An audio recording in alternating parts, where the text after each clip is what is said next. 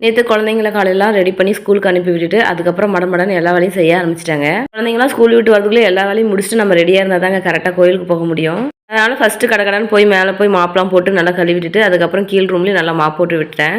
பூஜைக்கு போகிறோம், சிவனுக்கு வந்து அபிஷேகத்துக்காக பால் வந்து வாங்கிட்டு போயிடலான்னு சொல்லிட்டு ஒரு 2 லிட்டர் அளவுக்கு பால் வந்து சொல்லியிருந்தேன். பாக்கெட் பால் வாங்கிட்டு போகிறதுக்கு எனக்கு மனசு இல்லைங்க. அதனால் பசும்பால் வந்து ஒரு 2 லிட்டர் அளவுக்கு சொல்லியிருந்தேன். அதையும் வாங்கி வச்சுட்டேன். நம்ம எலுமிச்சை மரத்துலேயே நிறைய எலுமிச்சம் காய் இருந்துச்சு. சரின்ட்டு அதுலேயே ஒரு 5 காய் அளவுக்கு பறிச்சிட்டேன். நம்ம தோட்டத்தில் விளைஞ்ச காய்கறியை கடவுளுக்கு வச்சு படைக்கும் போது மனசு அவ்வளோ ஒரு நிம்மதியாக இருக்குங்க. மீதி பூஜைக்கு தேவையான பொருள்லாம் கோயிலுக்கு போகிற வழியில் வாங்கிக்கலான்னு சொல்லிட்டு ரெடி ஆக ஆரம்பிச்சிட்டோம். குழந்தைங்களும் ஸ்கூல் விட்டு வந்துட்டாங்க.